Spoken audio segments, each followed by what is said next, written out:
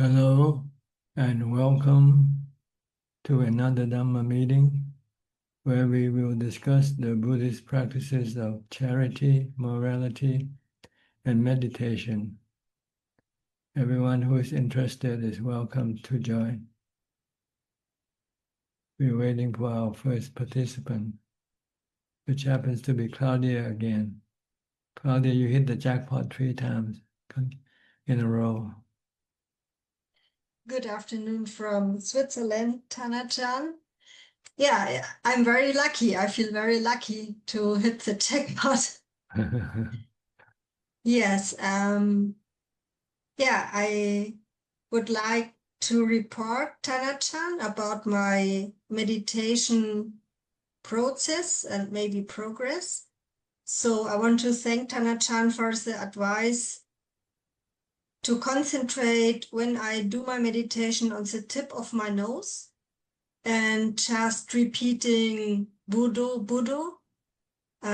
It's very helpful, and I realized that my mind is the stillness in my mind is increasing, and the concentration gets more stable. More stable. Yes, yes. My body is much more relaxed when I just concentrate on the tip of my nose and think Buddho, Buddho. And to me, it seems that I'm more calm during the day when I practice like this.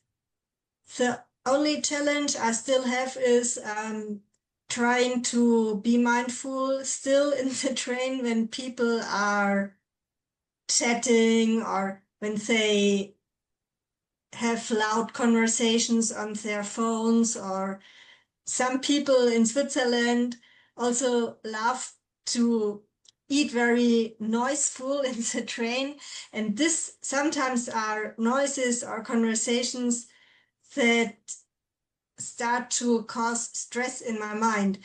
And I can't keep the concentration up. So I would like to ask Tana-chan, what more can I do to increase the concentration and to stay calm? Can you repeat Buddho, Buddho? Recite Buddho, Buddho when you're in the situation where you are having people around you and you want to ignore them.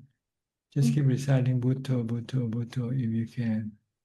If you cannot, then you have to teach your mind to accept these people around you, that they are like the weather. You cannot get rid of them. So you just have to leave them alone and let them do whatever they want to do. They're like the weather. They're anatta, a natural phenomenon. If you can look at them that way, like the rain, the sun, the wind, you can't stop them. Or if they are fruits, you cannot change them. If they're bananas, you cannot change them into oranges. Yes. Just accept them and leave them alone. The problem is you don't want them to chat. You don't want them to make noise. So it causes you anxiety and restlessness. Yeah. If you just leave them alone and have no expectation or anything from them, then they won't bother you. Yeah. That's a very good idea to. Yeah, then you can come back and recite Buddho, Buddho. Okay. Now you have a purpose, is to leave them alone by using Buddho, Buddho to pull your mind away from them. Yeah. I will keep in mind that they are like the weather. It's a very good way to accept it better. That's a very good idea. The Buddha just said everything is anatta, natural phenomena. You cannot force them to be this or that. They come and go as they like. So we just have to learn to live with them, that's all. Yeah, I will keep on practicing because I already feel the first results, and so it's a very good motivation not to give up and to keep practicing. Yeah, so you can recite Anicca, Dukkha, Anatta also. instead of Buddha, because anicca, dukkha, anatta will remind you that everything is anicca, everything is anatta. If you want to force them to be something else, then you will have dukkha. Yes. Yeah. Yeah. Yeah. Good. So Try it next time when you're on a train or wherever you are. When you feel disturbed by people around you, just recite anicca, dukkha, anatta. Or they are the weather, they are oranges, I cannot change them. yes, I will do. Yeah. You want bananas, but they are oranges, so you want to change them into bananas. Yeah. Okay. Yes. Very good. I will keep that in mind. Yeah, And I will report next time to Tana-chan how it works. yeah. So I thank you. Thank you so much for your advice. It's very helpful. Okay, Thank good. you very Anything much. else? Anything else? For the moment, everything is fine. Thank you. Okay. Thank you. And be patient, just takes time. Sometimes you might lose your mindfulness, then try to bring it back. Yeah. Patience. Okay, Yeah. Thank you very much. you're welcome. Next, Diana. Long time no see. Where have you been? Okay. Yes, just lots going on, but I did manage to go on a retreat last weekend at the Amavati monastery, the Thai forest tradition monastery. It's just north of London in Hemel Yes. Hempstead. I think it was set up by Ajahn Chah. Sumeto, Ajahn Yes, Sumeto. yes, yes. So that was good. I think it helped my mindfulness. I don't think I had great success with my meditation because I struggled with sitting for a few hours at a time. But I think it has made me feel like I want to try harder. So Is this a program retreat or just it just was it was a set. set up? Yeah, Okay, not yeah. just individual or what? There was I, about 60 people there. I see. And it was they have a retreat center, and it was a silent retreat run by an Ajahn Kalyano, but not the Australian one, an English one. Mhm. um, Good. yeah, And you spend the time in the monastery all the yes, time. yes, and all sitting, walking, um, meditation, and some Dharma Q&A, but mainly sitting and walking meditation. Mindfulness all the time. No Yeah, talking, no no chatting. talking. And that not very much chanting, only a tiny bit. Mhm. But I like the chanting. You can do it mentally. Nobody knows. You're like, No, that's right. And I used a lot of mantra, the Bhutto Bhutto and the um, uh, Buddha Dharma Sangha, things like that, just because I did struggle with sitting. So I did use that to help me. Good. Did you find your mind becomes more peaceful? Yes, yes, definitely.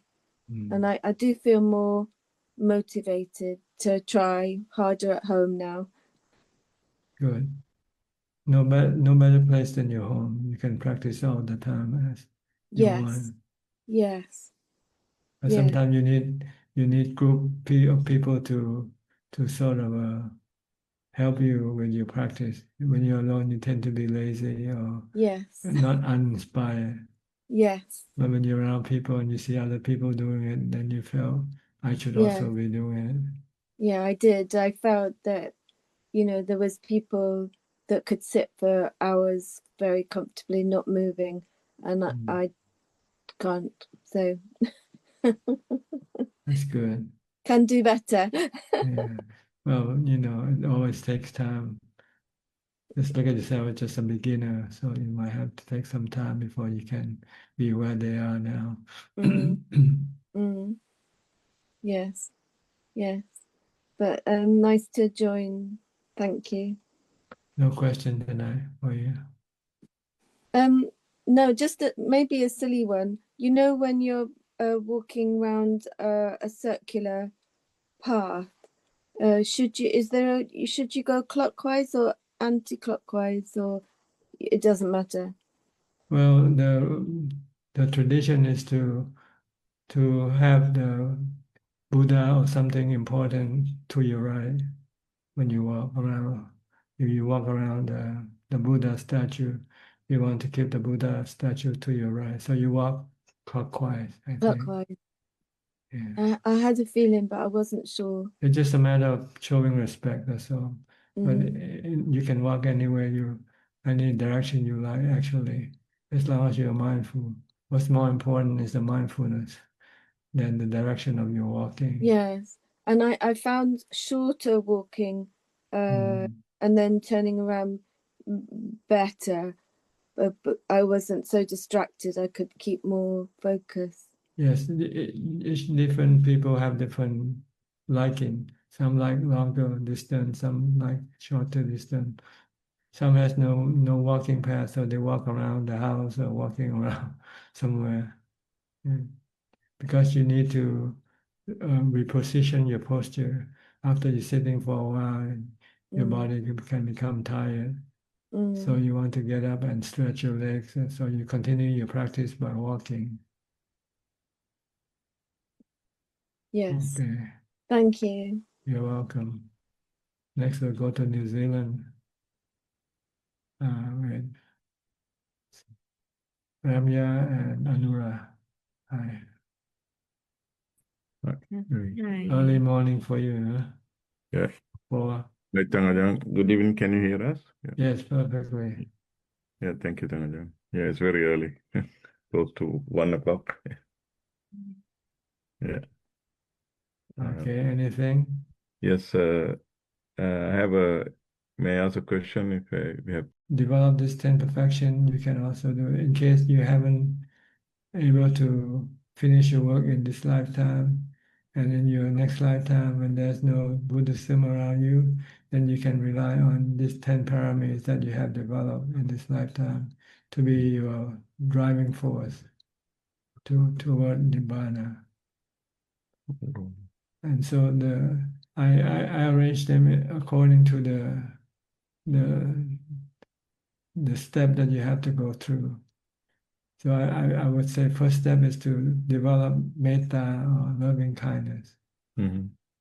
Because once you have loving kindness toward all beings, then the next step will be easier, which is dana, charity.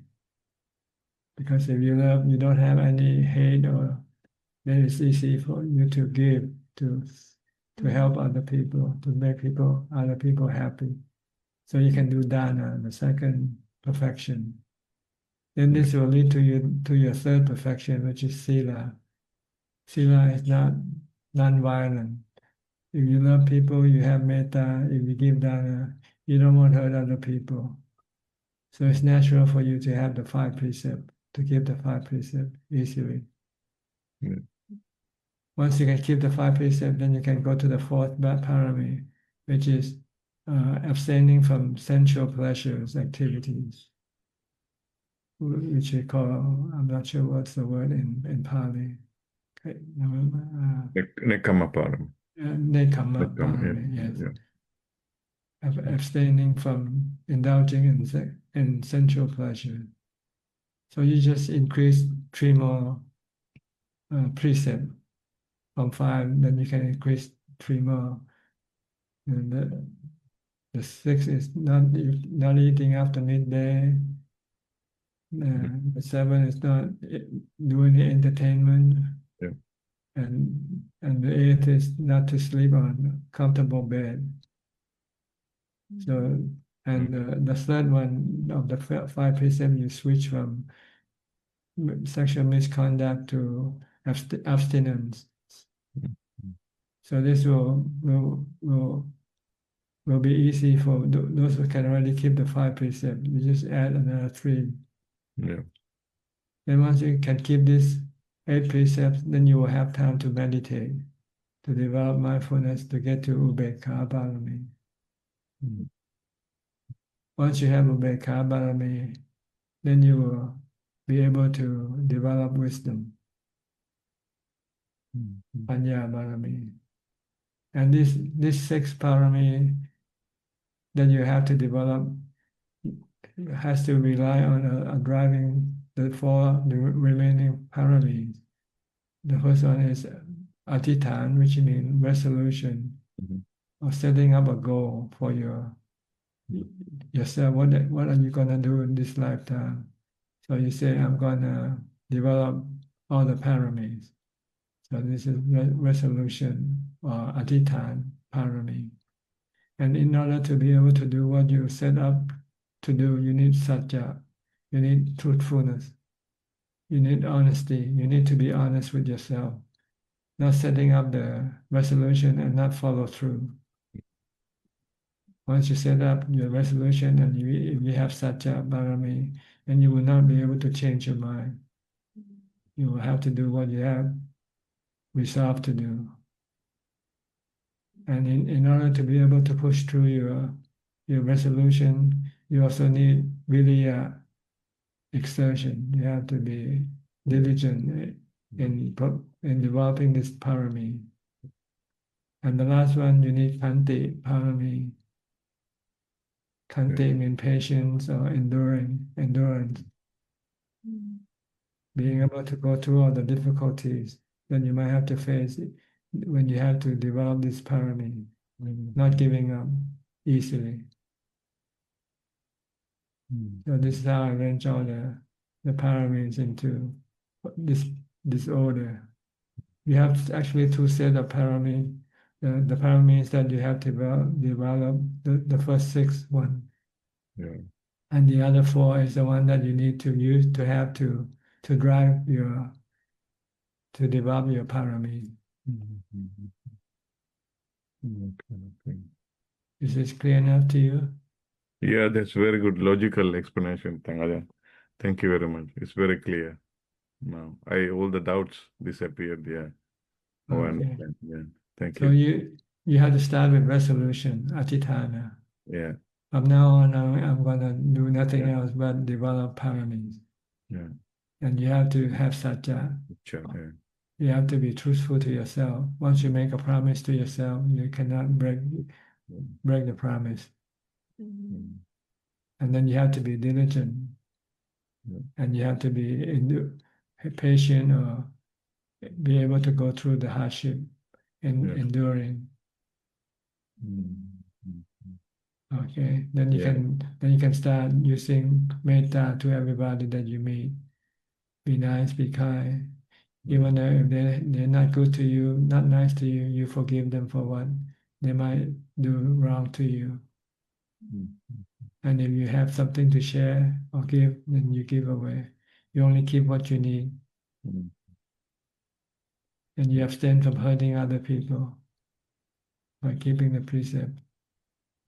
Then you go into meditation retreat, like the Anna did, and abstaining from sexual, sensual pleasure activity, and concentrate on developing ubekkha through meditation to jhana.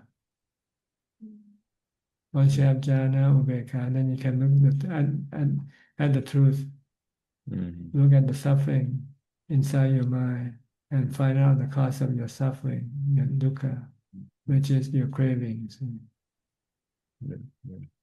And once you can get rid of all your cravings, then you have attained to nibbana by yourself without having to have the Buddha or anybody to teach you. In case when you're born during the time when there's no Buddhism, no Buddha, Dhamma, or Sangha to guide or teach you, then you will have to rely on these 10 paramis that you have developed, like the Buddha did, like all the Bodhisattva. See? But for us, we are fortunate. We don't need to develop this 10 parameters. But actually, it's part of them. But we know exactly what we have to do. Just Yeah. develop dana, sila, and pavana. Yeah. Yeah. Still the same. You still need to develop 10 parameters, but in Yeah. a different, yeah. Pathway. Yeah. But it's still the same thing. You still have to set up resolution. I'm going to practice meditation. I'm going to keep the precept. I'm going to give away things if I don't need them. I only keep what I need. Yeah. So actually, they are the same thing, really. The 10 Yeah. parameters and the Noble Eightfold Path. Yes, that makes it. Yeah. Okay. Understand. Yeah. Thank you, Tangaja. It's a very, very good explanation. Okay, Very you're logical. welcome. Thank you. Thank you, Ajahn. Thank you. Next, we'll go to Professor Ken. Hi, Professor. How are you doing? Good afternoon, Ajahn. Fine, thank you. Any question? No question, just to say that the last few days I've been helping Claudia again with some corrections to the German translation of Beyond Birth. Yes. So that's quite advanced now. I think we're up to about page 270. Oh, really? Good. So it's coming along, and I find it quite useful as a practice as well, because you have to focus not only on the language, but on the meaning of the teaching. It's very, that's right.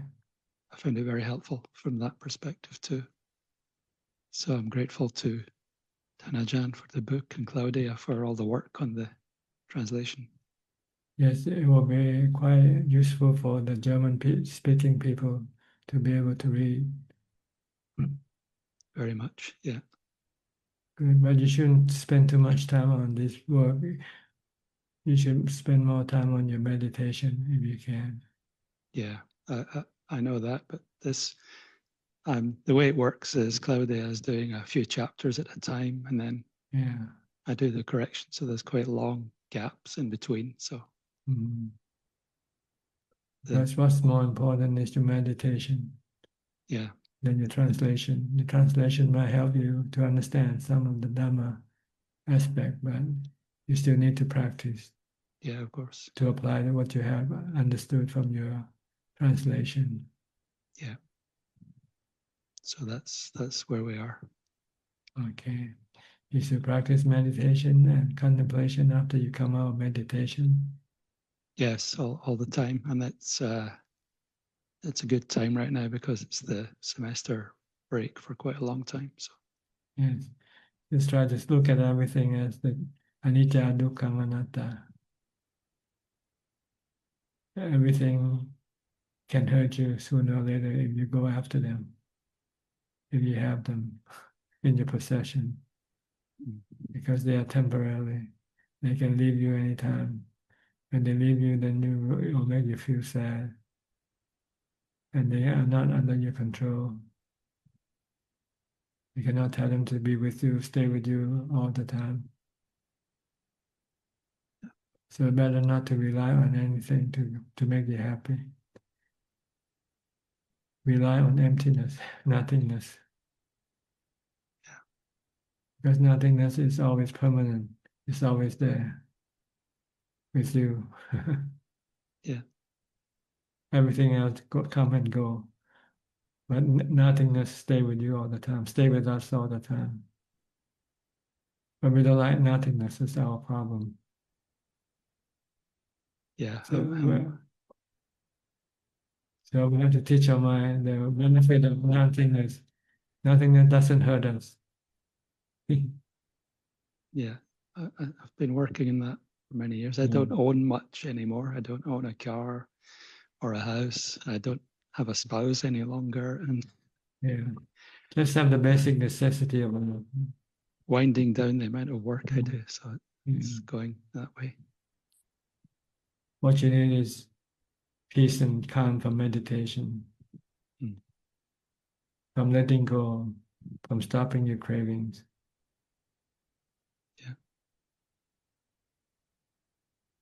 Okay. Okay, thank you, Ajahn. Thank you very Okay. much. Go to Mahesh. Mahesh been away for a while.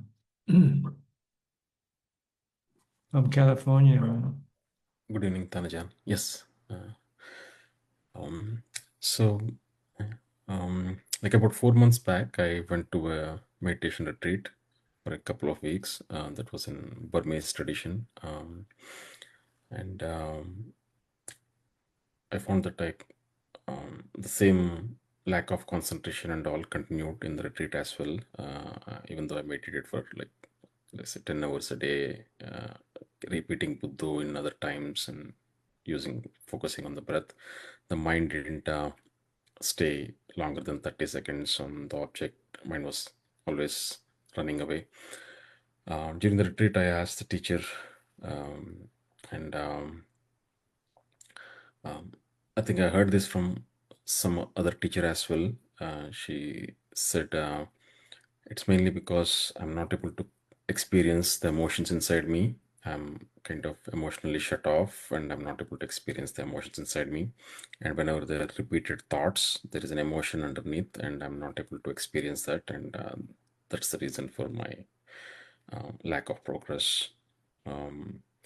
So after the retreat, I like this is 4 months back, and after the retreat, I'm finding myself more attracted to worldly things and running after something worldly, and then I realize I'm wasting time on this, and I use willpower to cut off and then come back to just Dhamma things.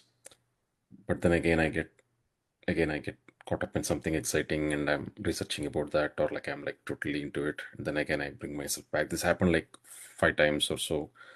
um, and as a result I'm not meditating much. Also I'm doing it like maybe like earlier it used to be like twice daily, and I was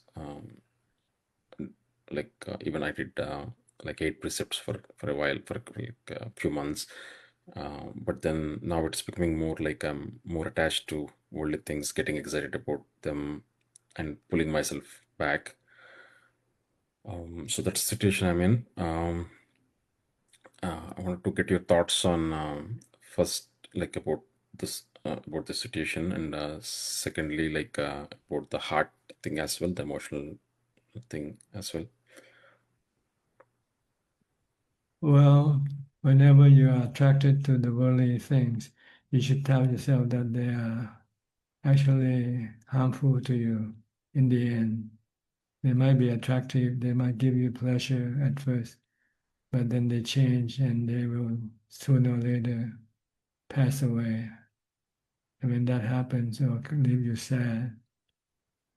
So this can stop you being pulled away toward this sensual or worldly matters, and then bring you back into the realm of meditation. And then what you need, if you are not involved with any worldly matters, then you should concentrate on developing mindfulness all the time during your waking hours. And whenever you have the time to sit and meditate, then you sit, alternating with the practice of mindfulness. When you're sitting, you still practice mindfulness also. But you change the object of your mindfulness from when you're not sitting, you watch your body movement, you watch your body activities. But when you sit, then you watch your breath instead. Try to curb your thinking. When you can curb your thinking, you can also curb your cravings for things. And it'll make your mind calmer and peaceful and happy. So this is what you need to do. Try to stop whenever you've been pulled away to worldly things. Tell yourself that they are harmful to you later on when they change or when they pass away. And then once you can stop yourself from going go into worldly matters, then you wouldn't have the time to do meditation practices. So you try to develop mindfulness, maintain mindfulness all day long, from the time you get up to the time you go to sleep. Don't let your mind wandering around aimlessly. If you have to sing, sing only what you need to sing. If you don't have to sing, if you want to sing, then you have to stop it. Maybe you can use mantra, Bhutto, Bhutto, Bhutto. Or keep watching what you're doing at the moment. If you're watching, if you're eating, just focus on your eating. If you're walking, just focus on your walking. So a couple of things there. One thing is, so intellectually I understand that worldly things are waste of time, and I was away from those earlier, and I was practicing meditation and all. But right now there are a couple of things that are going on. One thing is, I feel like even though I try to practice just like I did in the meditation retreat for a couple of weeks, and also earlier also when I did at home, the results are not coming, the mind is not getting concentrated, and as a result I feel like maybe this won't work for me. There is that doubt in the mind. So I feel like even the worldly things are useless, at least I'm having some fun in the when doing the worldly things. This anyway, that is one doubt like that, right? um, and the second thing is this heart, being emotionally shut off. If the problem is real, and if that, and no matter what I do, if meditation is not going to work out for me, then yeah, that is a second doubt that I have. Well, then you just have to do what you want to do, I guess, and pay the consequence later on. Yeah, I mean, I understand it is useless. This worldly things is useless, so I'm pulling myself back. But um, again, I'm getting back to them, and again, I'm pulling myself back. So It's a tug of war. You just have to try to resist your urge to go toward worldly pleasures, and try to force yourself to go to the meditation pleasure instead.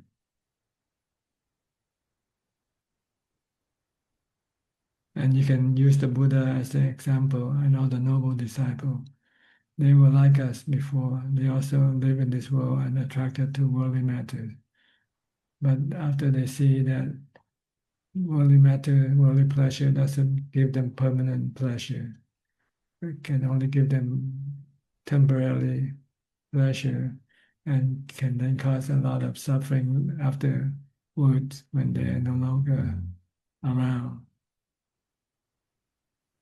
So you just have to keep reminding yourself this, and try to force yourself to practice mindfulness as much as possible first. If you cannot sit and meditate, at least try to be mindful all day long. okay, and on the heart emotional thing, any thoughts on that? Do you think that Oh, will be a problem? These are things you don't need to worry about right now. You just have to worry about your direction of your mind, which direction it is going toward worldly matters or going toward the spiritual matters. Okay. This emotion and thought, they come and go. They are anicca, dukkha, anatta. You cannot control them. Right now, without mindfulness and meditation, you cannot keep them in check. So just don't try to tackle them right now. Don't worry. So even if I'm not able to experience my emotions, as long as I practice mindfulness, Yes, that is not a problem. Right, that's right. If you have mindfulness, then emotion and thoughts won't come up. They only come up when you don't have mindfulness. So if they come up and disturb you, then use mantra, Bhutto, Bhutto. After a while, then they will disappear. So for me, the emotions don't disturb me, but what that other teacher told me was that because I'm not able to experience my emotions, there is a lot of emotion, like suffering inside me, and I'm not able to experience that. And because of that, I'm spiritually blocked, kind of. That's what they mentioned. I'm not sure what they mean. You're not experiencing them. When So when you know that they're there, you're experiencing them already. yeah, what she mentioned was that there is a lot of suffering inside me, and I'm not able to feel it in the heart. Like I'm not able to experience those emotions. I don't think so. I think you can feel it when things happen inside yourself. It's not, you don't want to experience emotion. You want to get rid of them. You want to stay away from them by using mindfulness to keep yourself away, because they're like fire. Even good emotion can turn into bad emotion eventually. So when you cling on to good emotion and when they change to bad emotion, then you're stuck with bad emotion. So try not to indulge in any emotion. Let them come and go. Like the sound you hear. When you hear something, just hear and let it be. Don't try to indulge with the sound that you hear. Okay. Because whenever we indulge, we'll have craving. And when we have craving, we will get suffering. Yeah. So all the unprocessed emotions, as per what she said, was like they're inside me, blocked. Don't pay attention to them, that's all. Oh. Just look at them as being natural phenomena. When anicca, dukkha, anatta, they are dukkha. They can all hurt you. So don't play with them. Don't indulge with them. Don't have anything to do with them. Leave them alone. Okay. All right? Yeah. Thank you, Dhanacharya. Okay. Next, go to Indonesia with Nini. Yeah, Ajahn, I really want to go to spiritual matters. Okay, good. Yeah, because but as Ajahn ever said that what makes us evil because we cannot stand off suffering. That's why I try so hard to take good care of my mind, Ajahn. I maintain my mindfulness, and because if I don't have that equanimity, I'm afraid that that the worst case that happened, I don't have any courage to fight against the evil, and I can break the precept, Ajahn. You shouldn't worry about this thing when it doesn't happen yet. Worry about it when it comes up, and try to deal with them with mindfulness and wisdom. Yeah, that's why I try so hard, and I keep on practicing. And then my question is, if I try to comfort my mother when she get the operation, it just give her, say nice words to her, or I should say that, Mom, because this is the consequences of it's like that, Ajahn. Well, you have to find out first what she likes to hear. See? Don't say something that she doesn't like to hear. Oh yeah, I see. When you give somebody a gift, you want to first know whether this gift is appreciated or not, right? Yeah. So you have to find out first what they like, the people that you give the gift to. They like the truth or they like encouragement. Some people like the truth, say, oh, it's your karma, it's the ninja, you're gonna die anyway. And so it's better to let go, don't be attached to your body.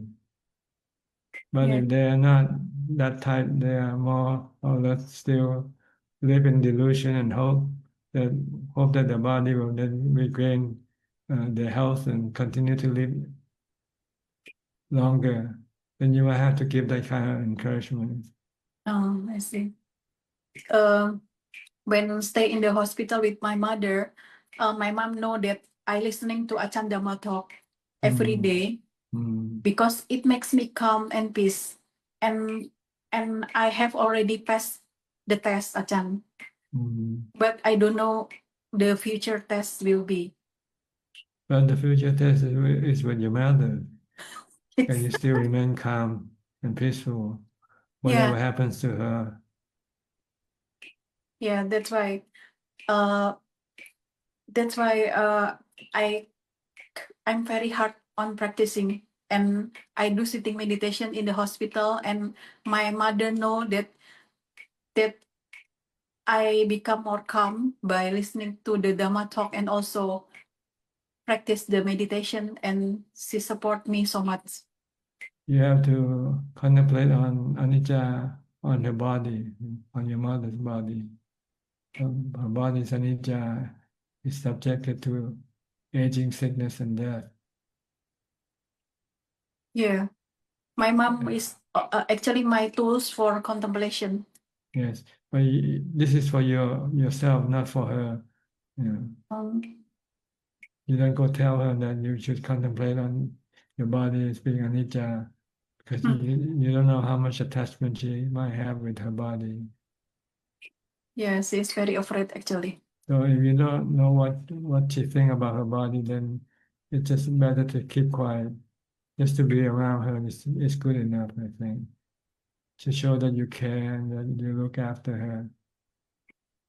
Yeah, that's why I'm very happy because I have more upeka. I don't cry, and I can be so calm and peace and still comfort her like that, Ajahn.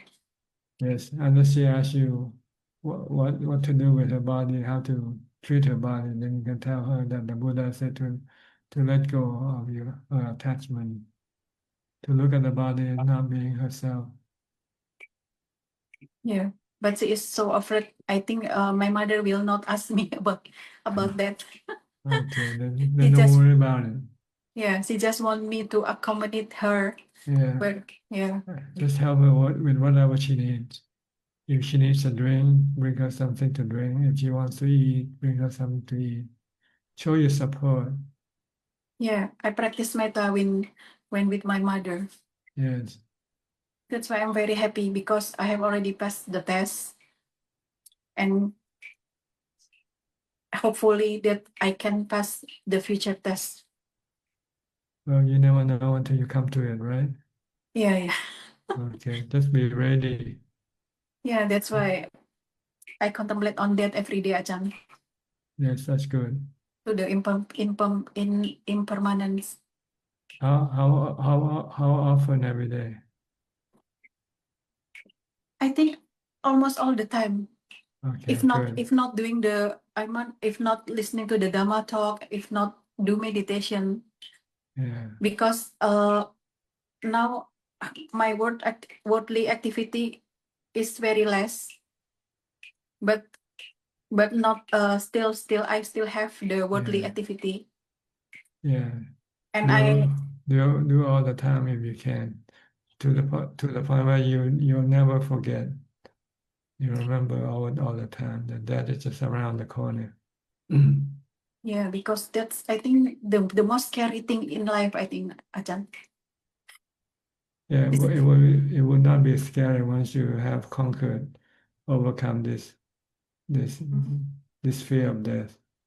Once you have accept death, then it will be no problem. And also, I think I believe I have to be stand for pain. Is it correct, Ajahn? Yes, you also have to be able to withstand the pain. Yeah, that's why that's the problem for all human, I think, Ajahn. You need to have equanimity in order to be able to withstand the pain. So you have to do a lot of mindfulness when you come face to face with pain. You can use wisdom by teaching your mind that the pain is like the weather. You cannot control or force them to come or go. Once they're here, then you have to learn to live with them. Yeah,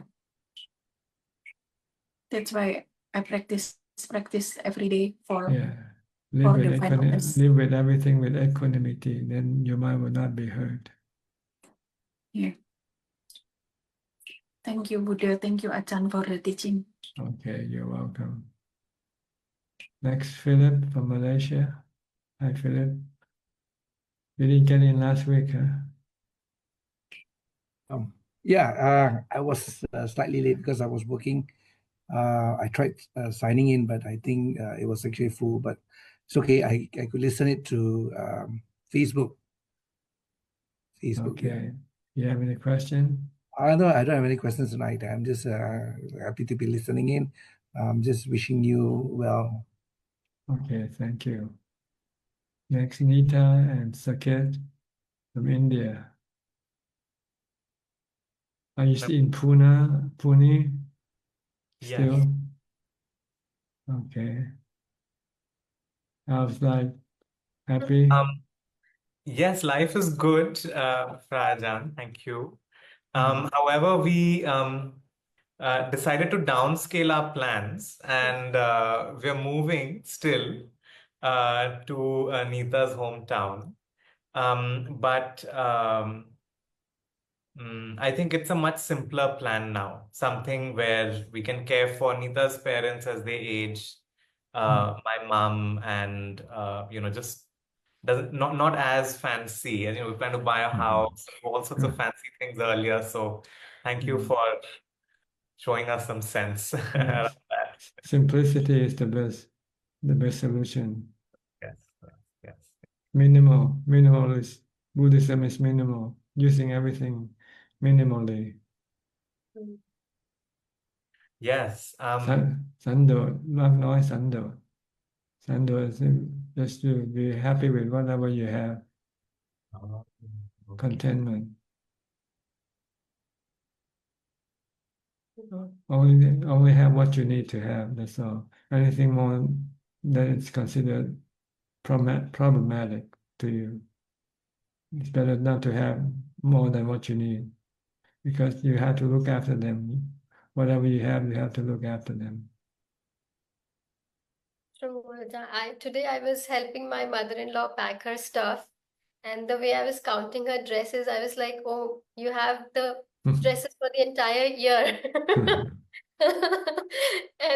And then I had to start helping her with the jewelry packing, and I'm like, my God, my head is aching. I can't look at this. It's so much burden. But because she likes it, she loves them. She's very attached to a lot of them. So I thought, okay, let's just pack everything and let's just take it along if you want. And she kept saying, okay, you can take this. Okay, you can take that. I'm like, I'm happy. So it was a good experience of seeing how worldly things can distract people, and how we get pulled into them. So you're moving from where you are now to another place, to your parents' hometown. Correct. Yes, Praja. How far away from where you are? It's around 1,200 kilometers from here. Quite away. Quite away. It's like the center of India almost. Right now. Another province. Another province, yes. Another state. It's more quieter than this city right now we are in. This city has become like the hub of IT, lot of IT people, lot of work, lot of traffic, pollution. So anywhere we have to go, it takes a lot of time to go to the doctors. We spend the whole day if we have to travel to see the doctor. In that hometown, everything is like 10 minutes, 20 minutes. So it's easier to, it hopefully it would save us a lot of time to be able to practice more. That's good. That is the intention, to take care of the family and to be able to practice as much as we can. And second, parents also have to move with you. Yes, my mother's coming along, Ajahn. However, at the last minute, my stepfather decided not to come along and to come later when he believes we have settled in, which tested my equanimity and, yeah.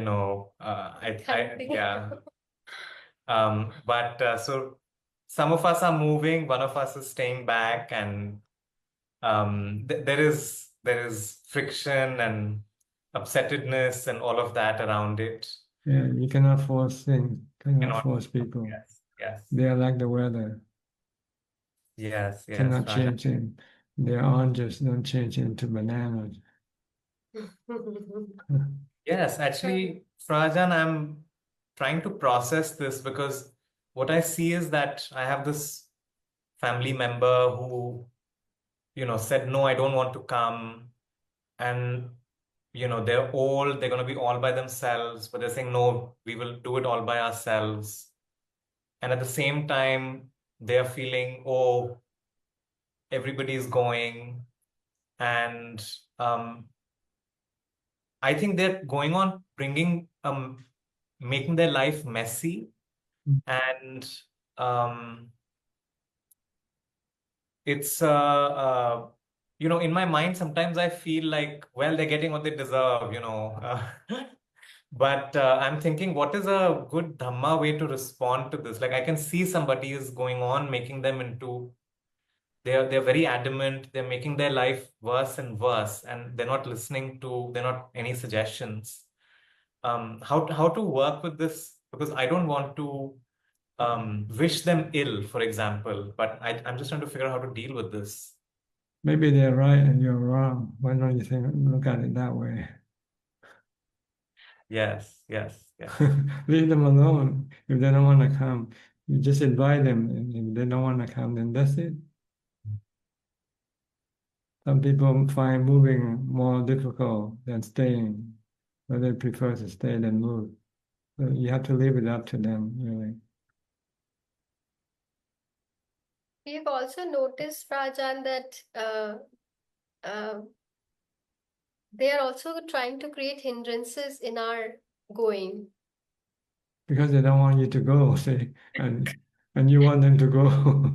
So you're creating hindrance for them either. That's why you should not impose your will on other people. You can give them the invitation, but whether they take it up or not, then it's up to them. Because if you don't give them the invitation, they might think, you're ignoring them. You don't, So you give them the invitation for them, give them a choice whether to come or not to come. But you shouldn't force them to come. Say, you should come, you should come. People usually don't like to be forced to do something, especially something they're still doubtful whether it's good for them or not.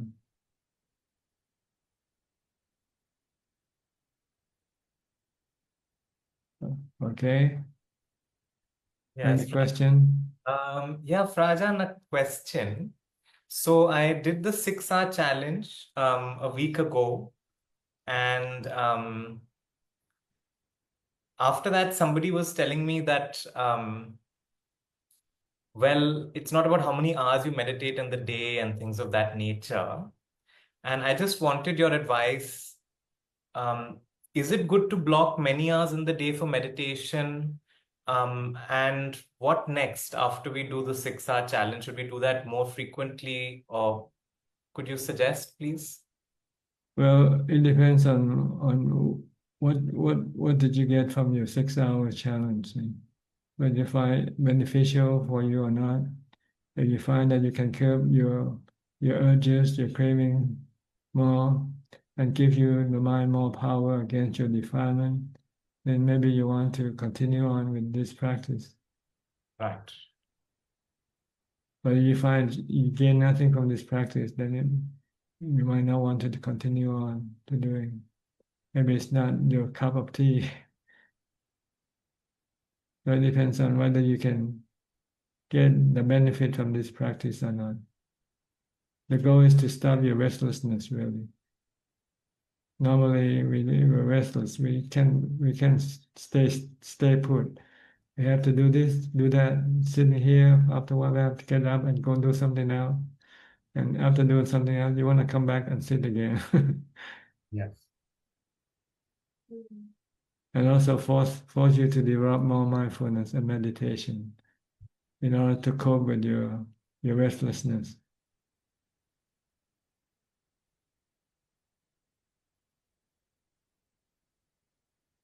Yeah, no, certainly. In fact, I felt that I used to have a lot of difficulty with Anapana meditation, but this helped me really sit and work with that for a good amount of time, and it helped clear that up.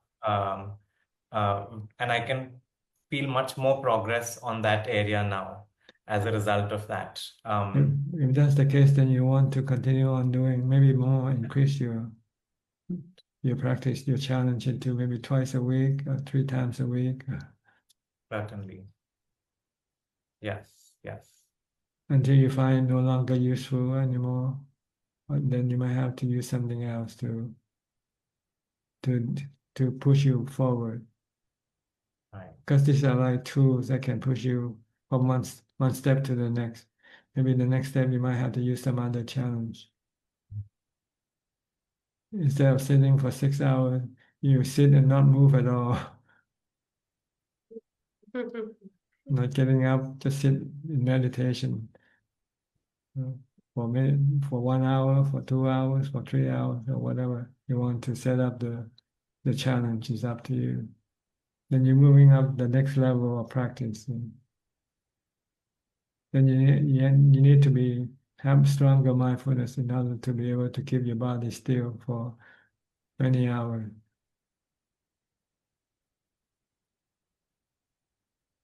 Certainly. I can definitely work on that. It'll keep me busy for some time. Yes.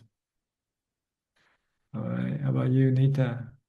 Prajan, I did 4 hours. I couldn't do 6 hours. Okay. But one advantage I saw is the next day when I did 1 hour, it was very easy for me. Yes. At least you'll find that you can control your mind better, control your restlessness better than before. Yes, it was working fine until we hit this roadblock and people changed their minds when we were moving. So it disturbed my mind.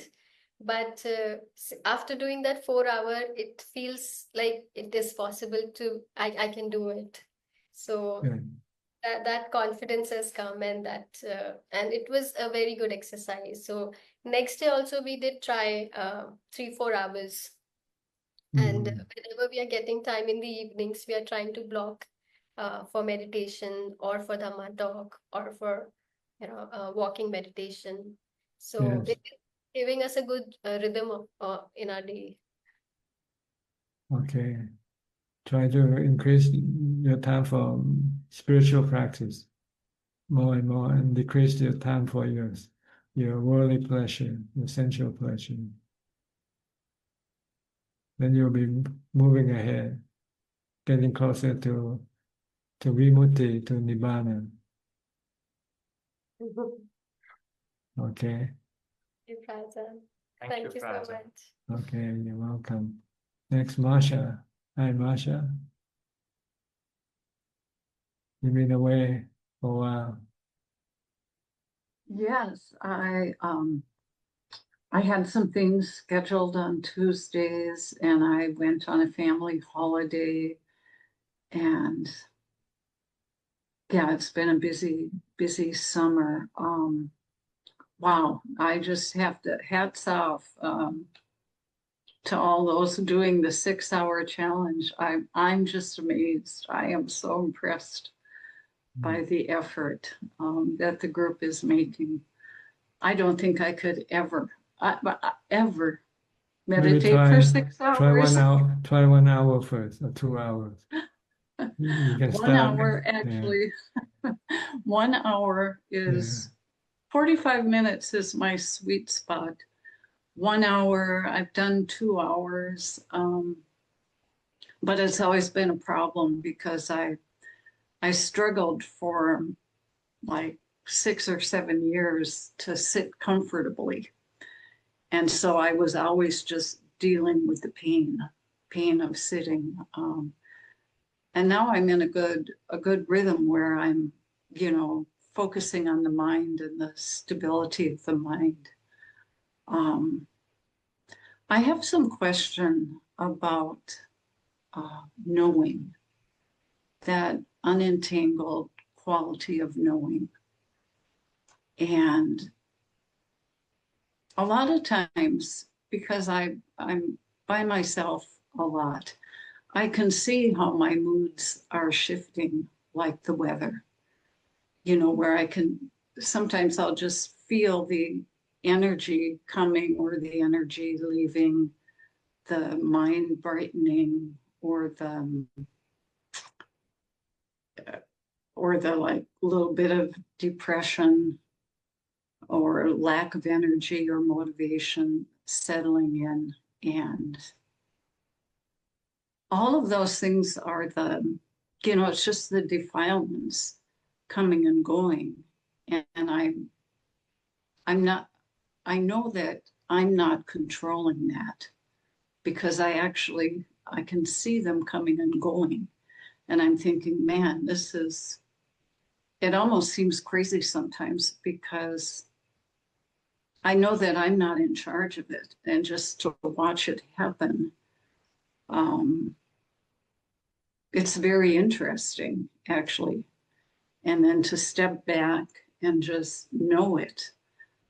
What happens for me is that, say, if excitement or happiness comes, there's an agitation to that. And then I try to pull back from that and just watch it. It's like in these shifts, there's the tendency to like tangle up in it, even if it's just a little bit, or if the energy drops, or I'm tired, and then the mind tangles up in that a little bit. And how to really pull back and not just be tolerating of it or equanimous of it, but to totally find that unentangled spot. What is that like? I've read parts of the book by Upasika Ki Nanayan, and she talks about the mind at normalcy. And it's not like being indifferent, I wouldn't assume. Or maybe it's cool, but what is that middle knowing spot? Not just being like equanimous, but, passing through your activities and through your different mind states, and just totally not being a part of it. Can you explain how that is? Well, the goal is to really accept them for what they are, good or bad. They come and go. You don't want to do anything. You don't want to manipulate, manage them, or change them. Let them come and go. They are anicca, anatta, not under your control. When you try to change them or manage them, you can become frustrated or stressful when you cannot do it. So the best solution is just to be merely knowing, observing, seeing, watching, but not reacting. Again, it sounds so simple, but when trying to do it, it's like it gets a little messy. That's because you're used to react to everything all the time. That's why you need to meditate until you get to equanimity. That's when your mind stops reacting. You have to get into the fourth jhana. That's what I've been trying to tell people all the time. Once you have fourth jhana, your mind will remain calm and peaceful and not reacting with emotion. So try to develop mindfulness and meditate to get to equanimity. Then once you have equanimity, when you come out, your mind will tend to be just be acknowledging or accepting or knowing and not reacting with emotion.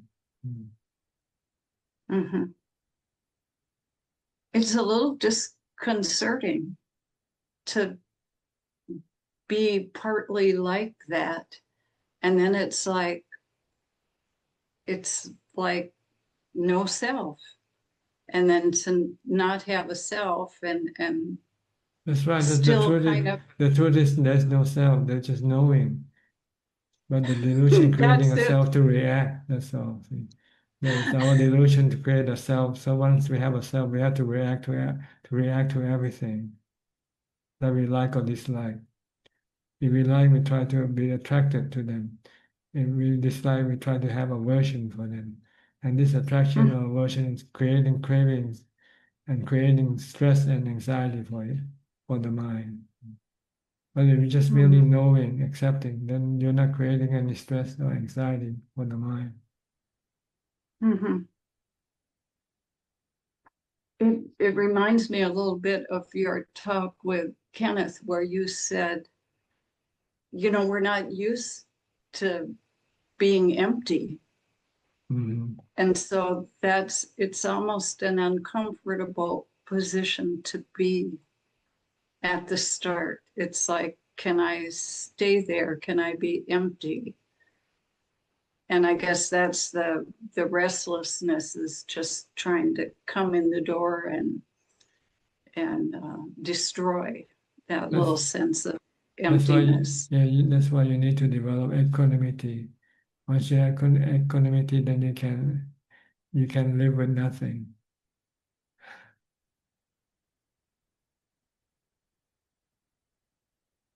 I think I'm sort of. Without equanimity, you might tend to have craving for things. That's what we used to do. We cannot live without anything. We have to have something to see, something to hear, something to read, something to eat, something to nibble, something to drink to keep us happy. See? Sometimes I feel like a lot of those things I will do simply by force of habit. Yes, it's part and then of there's force of habit. another part is just watching, and I'll be watching myself doing all these silly things that we're not supposed to sometimes do according to this practice. And still I'm watching. We are changing habit. Instead of indulging, we stop indulging and just merely be observing. Mm-hmm. So you need to practice a lot of meditation to get to the equanimity. Once you have equanimity, you will know how to deal with everything. Mm-hmm. In a way that will cause you no stress or anxiety. Mm-hmm. Mm-hmm. Okay, so don't be lazy. Practice mindfulness and meditation. Okay. I think that's what we all lack, is practice of meditation and mindfulness. We like to think, we like to contemplate, we like to develop wisdom. But wisdom doesn't, without equanimity, we cannot apply wisdom effectively. Okay, that's a challenge. That is a good challenge. Yes. Don't be lazy. I think that advice hits the mark. Be mindful all the time during your waking hours. Try to stop your mind from thinking. Mm-hmm. Mm-hmm. And be merely knowing. And when you have time to sit down and meditate as much as possible. Mm-hmm. Mm-hmm. I find that the recitation of the Buddha, I don't do it nearly enough, but I've been using it more in my seated meditation when the mind is restless, and I'll go back to Buddha, Buddha, Buddha. And it seems to be at a certain spot in the mind. It's like I try to steady the recitation so that it's occurring at the very same place in the mind over and over again. and that just calms everything Yes, you down. want to bring it And down to the level in which you can then watch your breath. Then you can stop reciting. Just keep watching the breath alone. Okay. All right. Thank you so much. You're welcome. Next step. Hi, Step from Oregon. Hi, how are you? Good, thank you. I always say I'm not going to do that, and I do that. Okay. I did have a meditation question. I was reading Thanissaro Bhikkhu, and it was his meditation instructions, and it was for beginners, and it's for like getting used to meditation. But he was doing a lot of fabrication, like taking your breath and feeling it through your body, bringing it here, like filling yourself up. And just reading it, I can do all those things and I feel all those things, and it feels really pleasurable when I do a lot of fabrication and meditation. But when I do it the way that you've taught me, which is just stay with the breath and don't think, it feels more peaceful. So the other way feels pleasurable and the other way feels peaceful. Do I want to just stay with the peaceful?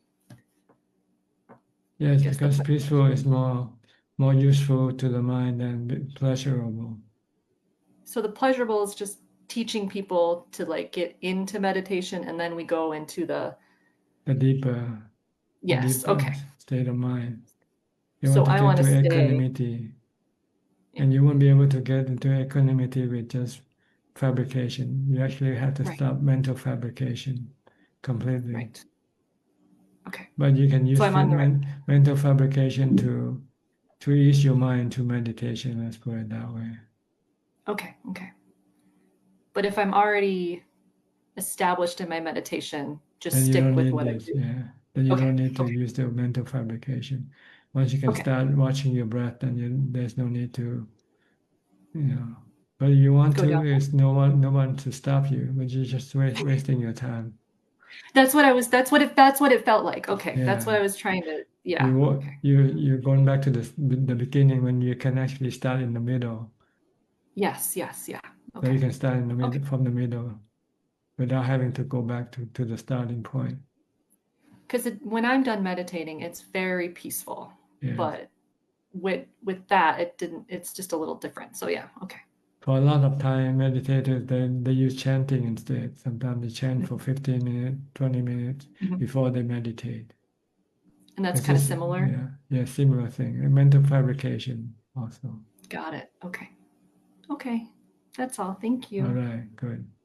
Next, Julia from Colorado.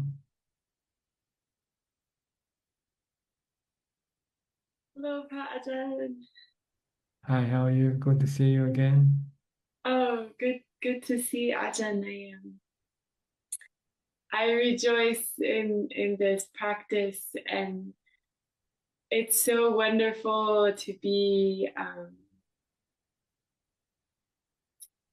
in the presence, whether remotely or in person, of those who practice well, probably more than I can see.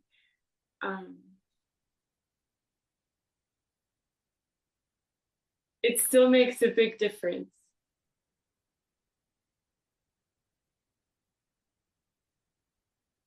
Yes, go ahead. Anything else?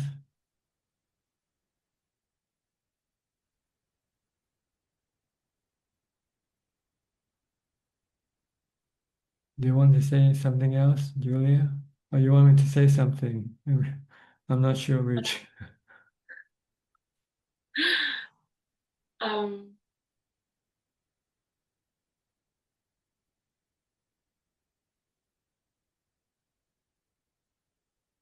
There's still a difference between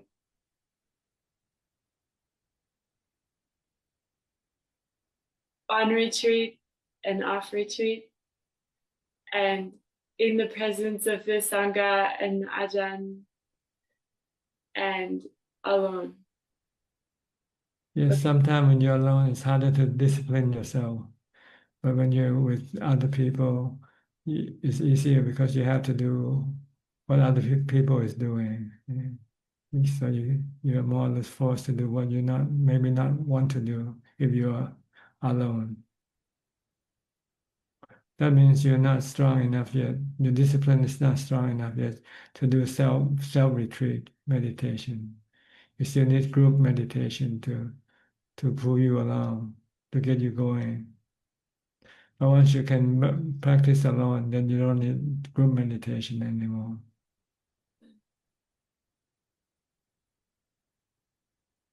Yeah, that makes sense. I have done where I did like an Adhitan sort of, and then I meditated for a month in seclusion, in silence. And it worked, but I had to determine that ahead of time. That's right. Everything we do, sometimes we have to establish the goal first, what we want to do, and then stick to the goal. If we don't set up the goal, we don't have adhitthana, then we can keep changing our mind. Oh, I'll do it today. Oh, maybe not. Maybe I'll do it tomorrow. Yeah. Yeah. So adhitthana is very important. You first have to set up a resolution. Yeah.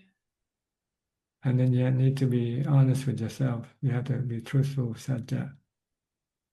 Do what you think, do what you say, don't change your mind. Do what you have set up to do and then follow through. Yeah. Then you will be able to succeed with whatever you want.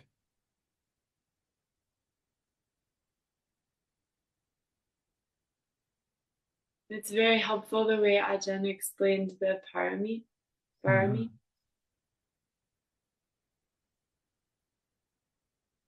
Okay, anything else?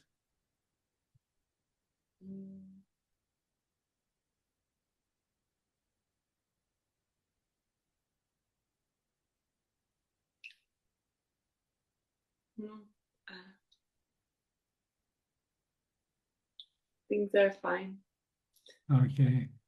If we have time later on, you can ask again if you want. Okay. I have quite a few people waiting in line, and Okay. so we have to manage the time. Okay, next Gary from Singapore.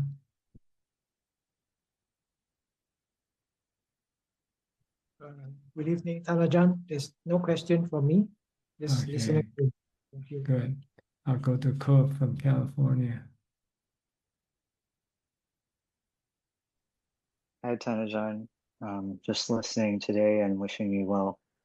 Okay. Thank you. Good to see you again. Good to see you. Next, Jason. Jason from Florida. Namaskar Krab Tanajan. Just a brief report. Last week in talking about the balance between meditation and study. Per your suggestion, I started incorporating studying the Satipatthana Sutta in my morning Dhamma study. And I started off making progress with meditating a bit more. But then I allowed myself to get swept away with worldly events and being busy. So I'm trying to exercise mindfulness about the need to do it and doing so, adding additional meditation. So that remains a goal and area of focus for me. I just want to thank you for being here today and allowing me to be a part of this and have a moment with you. Thank you. You're welcome. I hope you can keep up with your practice and increase them as you go along. Thank you. All right, you're welcome. Next, B Ravin from Bangkok. Hi, B. Hi, Prajan. Good evening to you. What can I do for you today? Prajan, just a question on what we were discussing earlier today on parami. Is my understanding correct that although meditation and mindfulness is very important, it's very difficult to achieve enlightenment without the parami to support them. Is that right? Well, you need the parami, or you need the Noble Eightfold Path to get to Nibbana. So if you don't have them, it means you have to develop them now. That's all. If you already had some, then it will be easier for you to do the practice. But eventually, we all get there sooner or later. Those who have more parami will get there first. See? Those who have less parami will take a little bit longer time to get there. But eventually, we all get there as long as we keep developing all this parami on the Noble Eightfold Path, the 8 factors.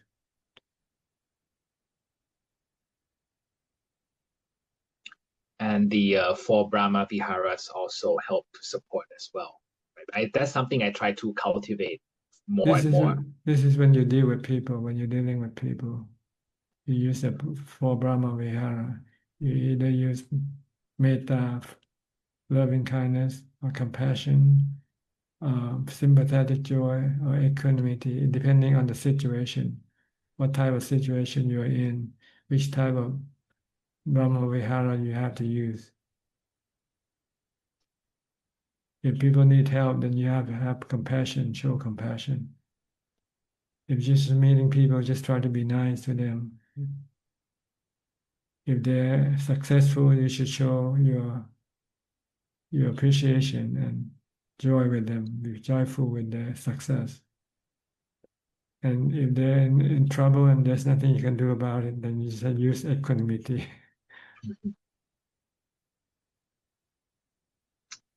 Don't feel sad or feel bad that you cannot do anything to help. Sometimes you're just not able to. The last one is the most difficult for me. Sometimes I want to help someone. It's beyond my capacity to do so. I feel a bit despondent. I wish I could. Then you just throw it to the consequence of their karma. You say, this is the consequence of their karma. So they have to pay the consequence of the bad karma or good karma, whatever. So being equanimous will not make people mistake us for being ignorant, right? Because it's not a negative thing, right? It's beyond our control. Being equanimous actually means being contented. Be happy with whatever you have. You don't need anything anymore. You don't have to react to anything. But you can still react intellectually or intelligently. React with mindfulness. React with the Brahma Vihara. Or you don't react with emotion. People say something bad to you, you don't get angry at them.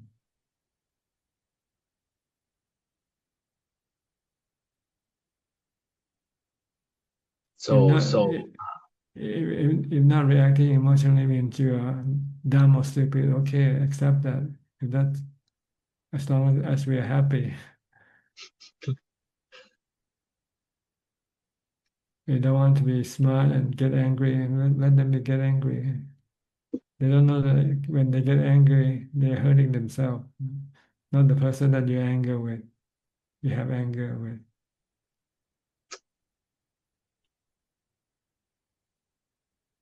So it's to deal with people, and the Noble Eightfold Path is to cultivate for ourselves in leading our life, managing. Yes, to live our lives without any suffering, without any stress. Prajan, if I may ask on one of the factors of the Noble Eightfold Path, the one on right livelihood, I understand that there are a few jobs that the Buddha discouraged to do. This is just simply to protect us from breaking the precepts. Is that right? Well, generally speaking, it's for us to not to hurt or harm other living beings. See, when we do some livelihood, like if we're selling fishing equipment, we are supporting the killing of fishes. Yeah. We don't want to do that.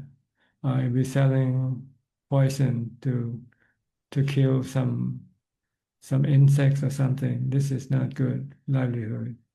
because you are supporting people to do the killing, see? Or even selling alcohol, this is not good because you're encouraging people to get drunk. And when they get drunk, they can hurt or harm other people. So this is the livelihood you don't want to have. You use the livelihood that is beneficial to living being, like selling food, selling garments, being a doctor or being a nurse. This is a good livelihood because it's beneficial to other living beings, not harmful to other living beings.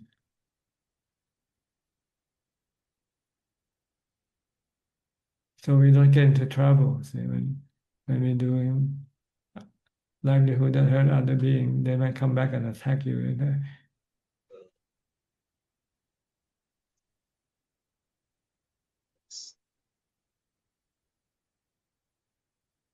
Okay. Yeah, Prajan, understood. Actually, that's all my questions. I just wanted to say that I will be in Pattaya this weekend, so I will be attending one of your Dhamma talks at the Kuti. So I'm looking Okay, forward to seeing good. you. I'll see you then. Thank you, Prajan. You're welcome. Next, we'll go to Ricardo from Uruguay. Still cold there, huh? Yeah, good morning, good night. Sabandika. Sawadee krap, sawadee krap. Tanachan, I'd like to thank you for all the teachings you give us every day. I don't have questions. I just want to share that on every Tuesday I take notes and I translate it to Spanish and share it with about 100 persons that they don't speak English, so there's no way they could reach your teachings. That I think they are very precious. Here I have a guy that follows you too, and he's always here to know your teachings also. So, and the last thing is that persons like me that sometimes it's hard to meditate alone. There's a group on the Clear Mountain Monastery in Seattle that they do silent meditation, and you can join anytime. So they meditate 8 or 10 hours per day, and you just join and meditate with them. I wanted just to tell all the Sangha that if they want, they can join anytime. You can reach their web, and there it says the Zoom code. And again, very thankful for all your teaching. He also wants to thank you. Okay, you're welcome. So, thank you. Right. Thank you for the translation. This will make other people who cannot understand English will be able to understand some of the teaching of the Buddha. Thank you. Okay. Next, Tommy from Australia. Hi, Tommy.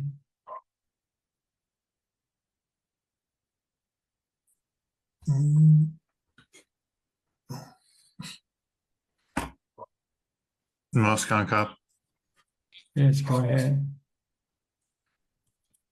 What was that? Go ahead, whatever you want to say.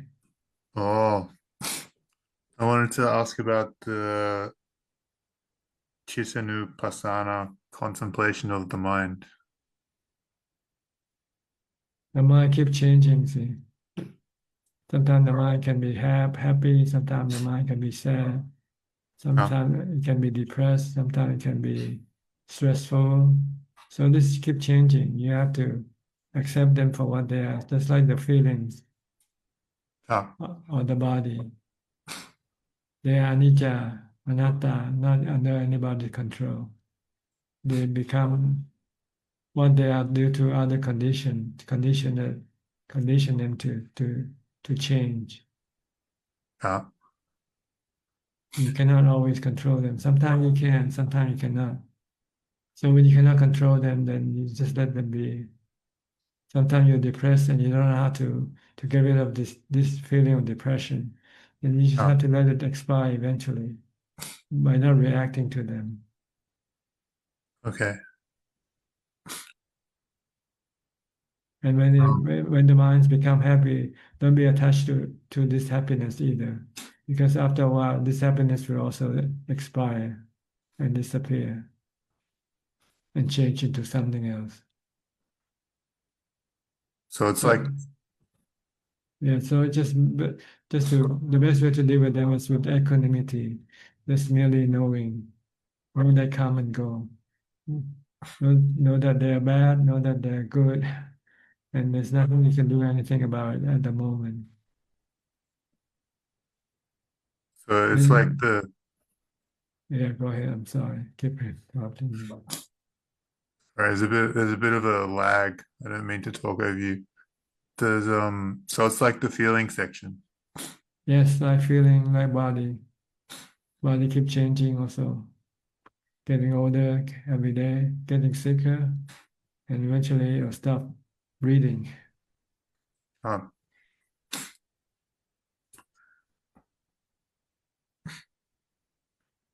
What about this section? It says, and when a mind has become very great, he knows the mind has become very great. You attain different levels. You become a sotapanna, you become arahant, so the mind can develop to the highest level.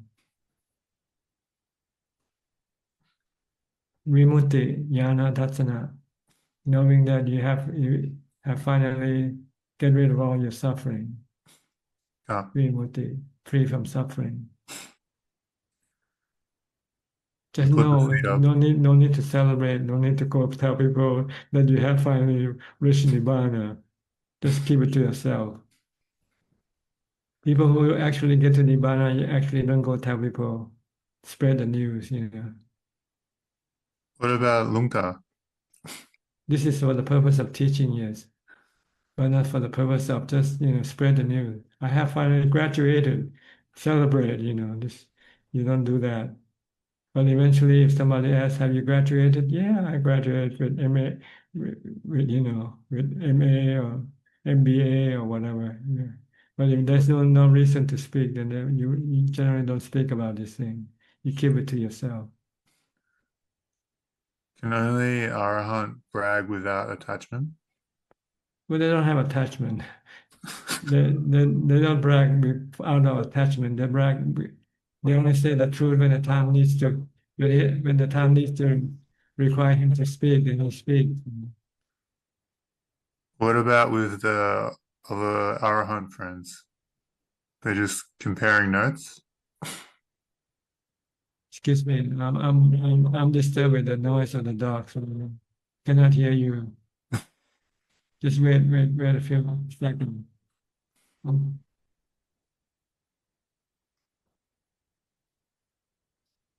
Okay, now you can say again. What did you ask me? The last question. I was going to say, what about if you have two Arahants sitting together, they're just comparing notes? Unless they want to find out about each other, then they can talk and discuss. But if they don't, then they don't need to talk. Is there a specific type of abhinya where you can see someone's chitta? Yes, one of the opinion, spiritual power, what you call not the spiritual power, but psychic power is to be able to read the mind of other people.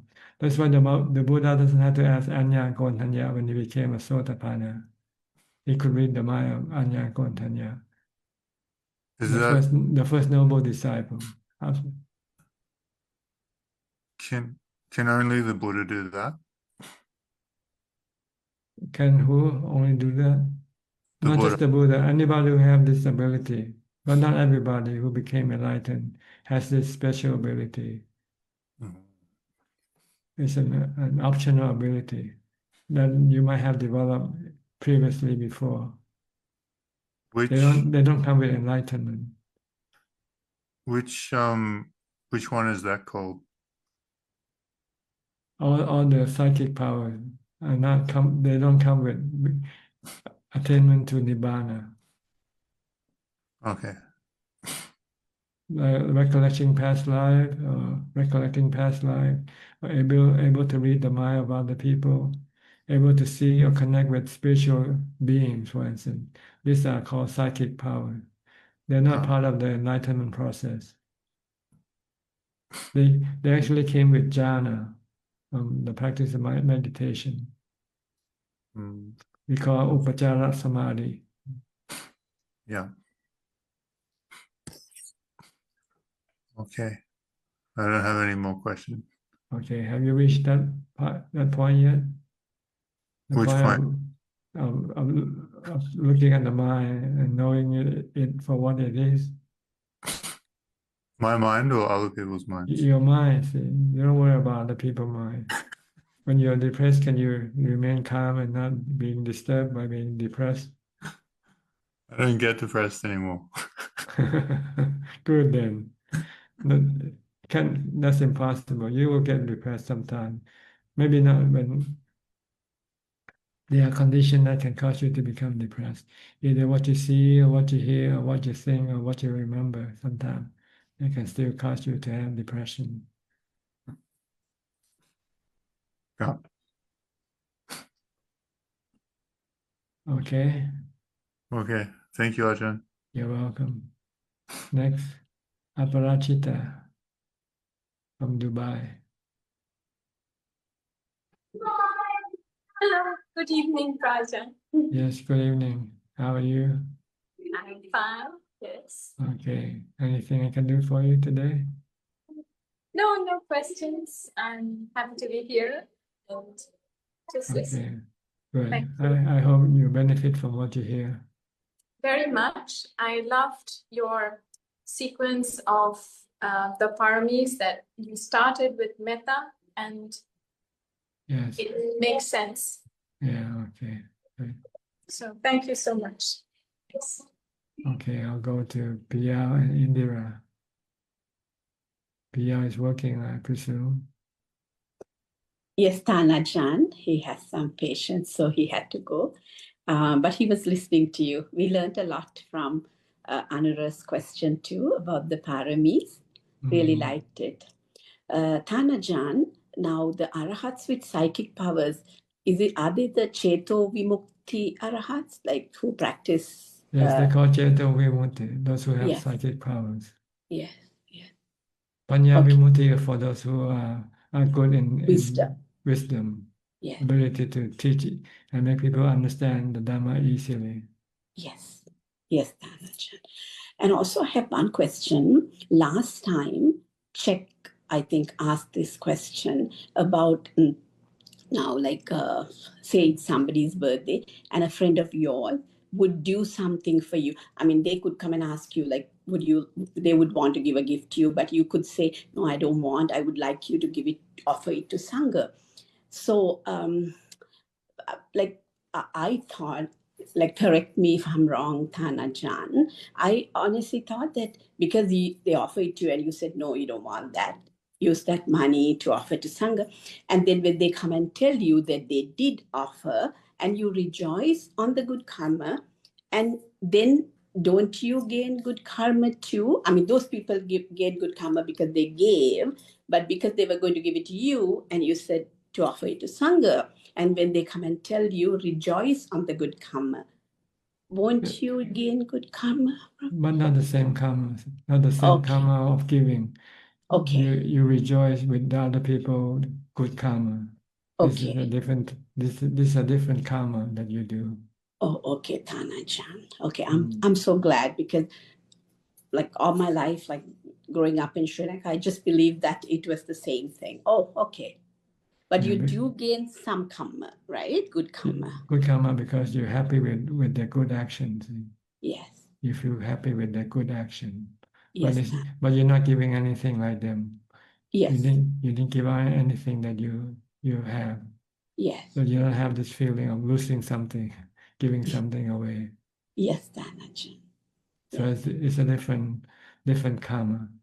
Okay. Thank you so much. Good to know. Yes. Okay, good. Yeah. You're welcome. Is that And thank you all? so much. Yes, that's all. And thank you so much. It's so nice seeing you and listening to you and learning from you. Buddha's Okay. teachings. Teran Saranai Ajahn. If Piyao should come back and if we have more time left, we'll come back to him later. I will tell him. He'll be very happy. Thank If you. we don't have any time, then we just have to close the meeting. Yes. Okay. He had questions. Okay. You want to read it out, or you wait for him to come better? Yeah, I will tell him. Okay. Yes, thank you. Thank you. I have other people waiting. Yes, Ajahn. Lots of people. Yes. Okay, I'll go to Yes. Alvin. Alvin from Malaysia. Namaskar, Ajahn. Ajahn, I've got a question. 2 days ago, I think this is regarding my meditation. I meditated and I could hear my heart pumping. I can hear the sound, but it's for a very short while, Ajahn. And while I sat for 50 minutes and I only felt that I sat for 10 minutes. Now, why do I experience that, Ajahn? Well, what do you want to know? Why do I hear the heart pumping so loud? Oh, you hear because you hear. That's all you have to know. Why do you have to know why? Okay. Right. Don't waste your time on things that doesn't matter. Right. Okay. Just treat everything as they are. They come and go. They are anicca. They are anatta. They are not under your control. Don't lose your time trying to discover where they come from and all these things. It doesn't benefit your practice in any way. In fact, it can create more doubt and question in your mind. So look at them as a natural phenomena, something that you are able to observe or to hear or see, and let them be, let them go. Okay. Just ignore it, right? Okay. Yeah. Why do you want to know how, why, what for? Don't know, because I think I experienced this the second time, so I'm a bit worried. I don't know what it is. Why I can, when you sit down, I mean, I could just hear the whole heart pumping. I don't know whether I'm doing it wrongly or what. No, sometimes we just hear things. Sometimes we just, So when we hear, we hear. When we don't hear, we don't hear. So. Okay. Okay. Okay. Thanks, Ajahn. Okay, I'll go back to PL now. He's back. Hi, PL. Thank you for giving the opportunity. Yes, you have question. Question I have is, I think when you say there's a Kama Loka, Rupa Loka, Arupa Loka, is Kama Tanha, Bhava Tanha, Vibhava Tanha, are they corresponding tanhas to each of these lokas? I think so. You can say that, Because some people kind of define Vibhava Tanha in a different way, but I don't really feel it. I feel Vibhava is like the Arupa jhanas, and still there is a bit of a trace tanha for that Arupa jhana, although it's not body-made, they are mind-made realms. The bhava is like with the jhanas, the form jhanas. So I feel it could be they are corresponding. Otherwise, why Buddha would say a different, like 3 things and, That's right. I think they correspond to the Rupa jhana and Arupa jhana. Yes. Bhava tanha is a craving for Rupa jhana. Yes. And craving for Arupa jhana is called Vibhava tanha. I think so too. Yeah, but I just want to confirm with you. But it can also mean other thing. Bhava tanha, wanting to be rich, wanting to be famous. This is also. It's kind of in a sensual realm. That's right. And it can also mean don't want to get old, don't want to get sick. This can be considered to be Vibhava tanha also. Okay, I see. Got it. So they have many meanings. But I think the principal meaning, it refers to these 3 craving for 3 sensual Rupa jhana and Arupa jhana. Arupa jhana. That's thank you for clarifying that. And other thing you said, the nothingness, I think at the beginning, I think you meant emptiness, like for nibbana, the happiness. Nothingness could be also rupa realm, like space of nothingness. No, I don't mean that. I mean nothing. Yeah, Yes. When there's nothing, there's nothing. Yeah. yeah. Yes. So it says emptiness, right? You're talking about yes. Yeah, emptiness. Nibbana. Yeah. Not Not- nibbana, just nothing. When you're homeless, you have nothing. But arupa jhana, there is something, like still there is a Yeah, arupa jhana. You still have jhana. See. yeah. So the arupa jhana is like infinity of consciousness, infinity of, you pull your mind out, a space of nothingness, and then It's the level of calm of the mind, which corresponds to whatever the description is. That's all. it's not bodily made, right? It's not the rupa jhana. It's not corresponding to It's all mental. It's all mental. Mental Spiritual, not physical. Is it absolutely necessary, or it's additional? It's something you can achieve, but it's for nibbana, rupa jhana itself is enough. Yes, you only need the fourth jhana for enlightenment. But some people have strong mindfulness, then they are able to go deeper into meditation. Then that's also a bonus. That's all. Like rishis in India. And also, when you talk about, I think you talk about worldly pleasures.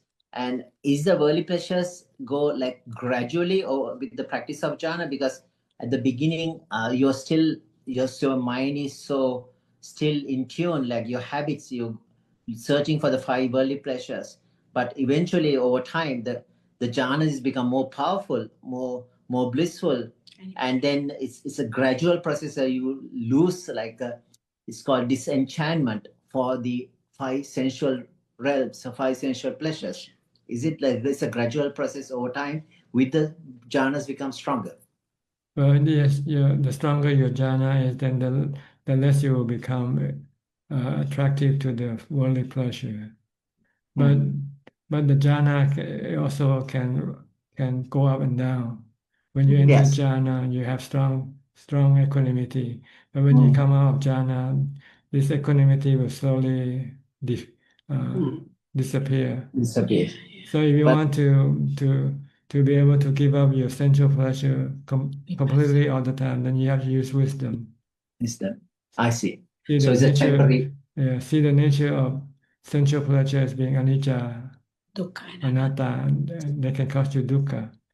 Once So you it's a see them temporary as- refuge for the time being till we get the until you get to wisdom, wisdom. to teach your mind that sensual pleasure is harmful to you. So you can't bypass it. Like you can't go straight to wisdom, then you get confused, right? Right, I mean, because you don't have the equanimity, Equanimity. you still have no replacement. You don't see the harm in sensual pleasure. See? You just think sensual pleasure is good. Why should I give up? That's true. Because the hindrances are still there. It's not, you don't see clearly whatever they. That's right. Yeah, like with jhanas, you build your own reservoir. Like you have that. When you have jhana, you say, hey, there's a better way of being happy. Yeah, I think it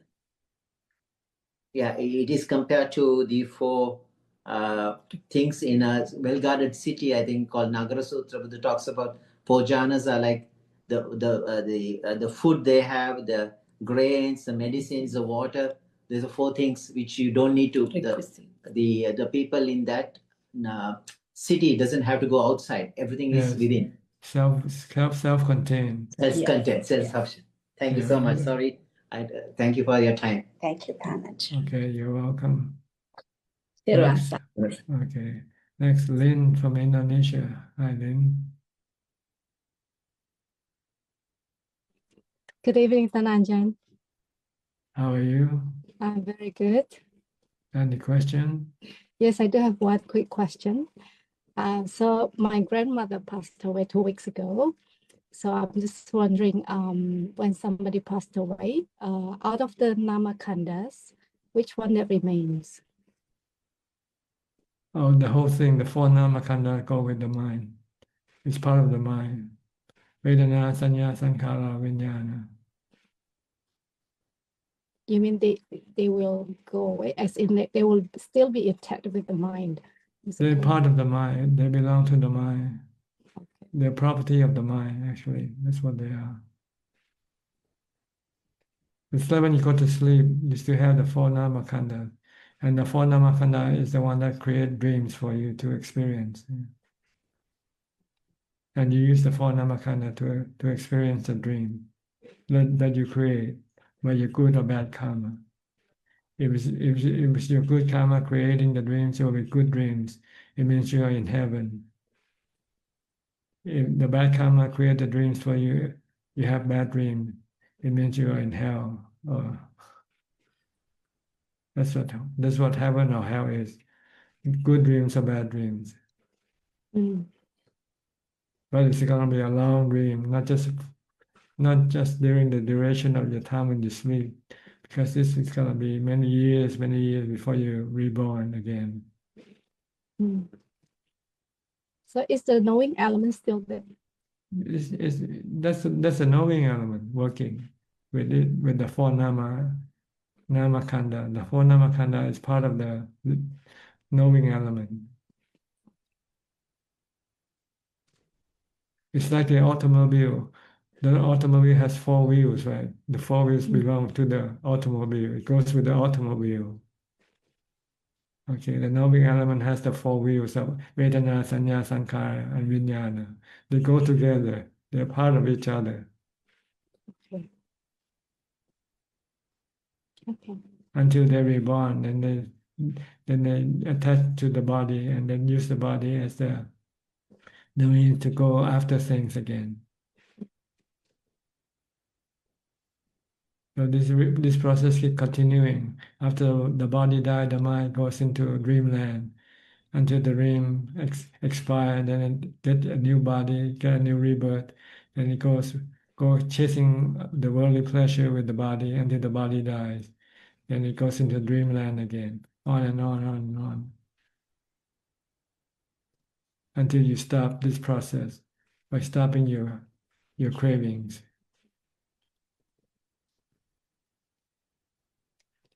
Okay. Okay. Thank you very much, Ajahn. So right now, where's your grandmother? She's in dreamland. Whether she have good dream or bad dream, it depends on her good or bad karma. Which one is greater? If her bad karma is greater than her good karma, then the bad karma will create bad dreams for her. So she could be a hungry ghost or scary ghost, or she could be in hell, or she might take birth as an animal.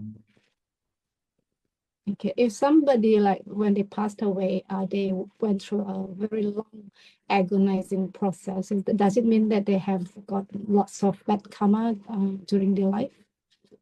Not necessarily, because they might not have known how to train themselves to stay calm. Oh, okay. So they might die very agonizingly. Yeah.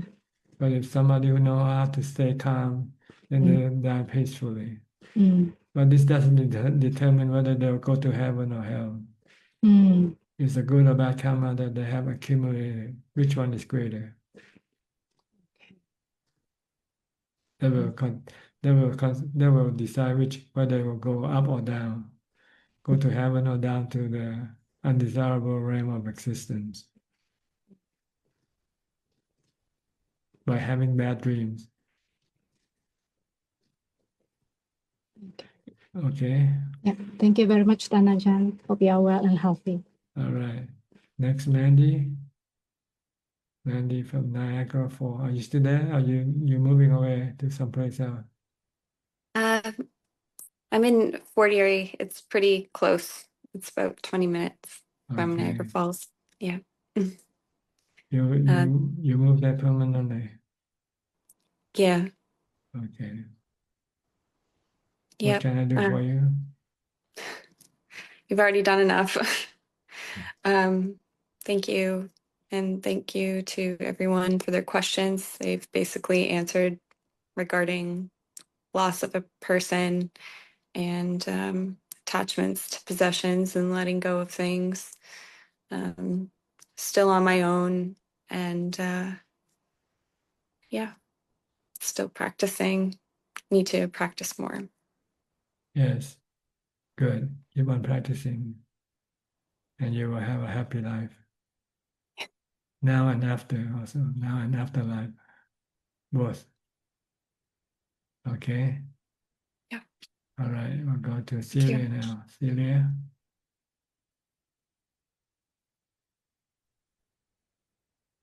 Hello, Ajahn.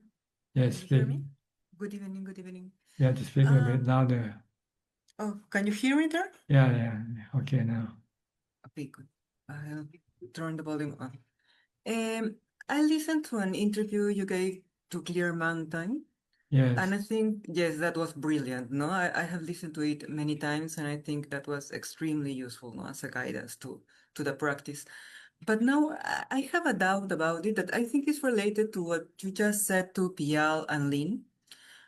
You said there that the different realms are like dreams, no? Like heaven is like a good dream and hell is like a bad dream.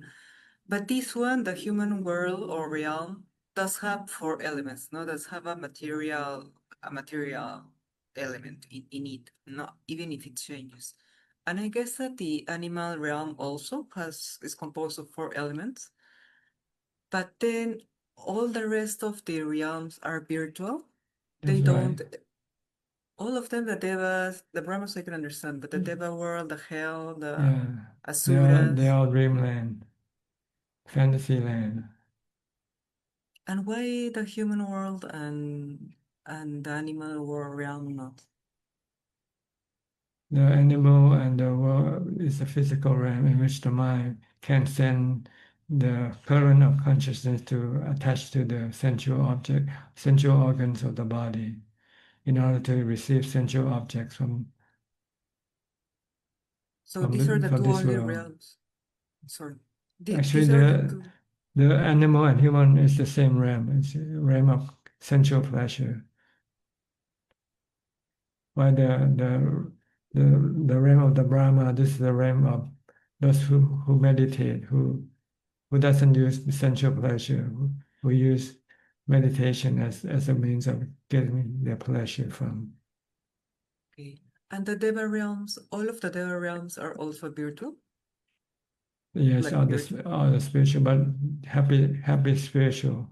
The deva are happy spirit. While the hungry ghost and the scary ghost and the hellish being are unhappy ghosts, unhappy spiritual being. Very interesting. I had never imagined it that way. And they are caused by the bad karma. See, if you committed bad karma out of greed, you become a hungry ghost. Because you're constantly hungry, you always want more. Greed never stops. And if you commit a bad karma out of fear, then you become a scary ghost, always fearful of something. And you commit bad karma out of hatred, then you enter hell. You become a hellish creature. And if you're a person who generally has fear just in itself, As long as you not don't, necessarily. as long as you didn't do any bad karma, then it doesn't affect you. Okay, good. Okay, that's good to If know. you fear of snake, you catch the snake and then you put it away in a safe place. It's okay, but you don't kill the snake when you see the snake. And if you see a snake and you're fearful and you run away. Oh, that's fine. No problem. You don't commit any bad karma. Okay. Okay, that was my question. Many thanks, Ajahn. Okay, good. Next. You're welcome. Okay, thank you. Next, Sulan, you're the last person for tonight. How are you? Hello, Ajahn. Yeah, I'm happy to see you. Yeah, how are Yes. you? What can I do for you? Oh, yeah, I meditated today. Then after that, I was very tired, and then I ended up sleeping. I couldn't focus on the meditation. Yeah. Because you don't like to meditate. See? Sorry? Yes, because you don't like to meditate. So you find it Oh, hard to meditate. You're not inspired. You're not driven by any what you call any liking. But if you do something you like, you can spend all night doing it. Oh yeah. I don't know why. Because you haven't yet gained any result from your meditation, see. Oh. So you have to try to do more meditation to get to the result. Once you get to the result, then you become inspired and you don't want to do anything else. Because the result for your meditation is better than anything else. And then anything else. Okay. So right now you have to push yourself because you're not inspired yet, because you haven't seen the result of meditation. So push yourself to meditate until you get to the result. Once you have the result, then you don't have to force yourself anymore. You want to meditate more and more. Even if I fall asleep, I just Oh, you won't fall asleep once you're inspired. Oh, okay. But until then, I You fall have to fall, asleep. if you fall asleep, you have to get up and walk. Oh, okay. So prevent from getting sleepy is not to eat too much. Try to eat one meal a day, for instance, then you won't fall asleep. Can you? Huh? Can you do that? Not eating once a day? Eating once a day. You want to prevent from being sleepy when you meditate. I don't know if I can do that. Eating once a day. See, no pain, no gain. See, you want to gain meditation, you have to pay the price. Okay. No pain, no gain. Yeah. Okay. Okay. So you want to have the pleasure from meditation, you have to accept the pain you might have to face from abstaining from sensual pleasures like eating. Oh, okay. Oh, I realize eating is one of the sensual pleasure that That's that right. very hard to cut.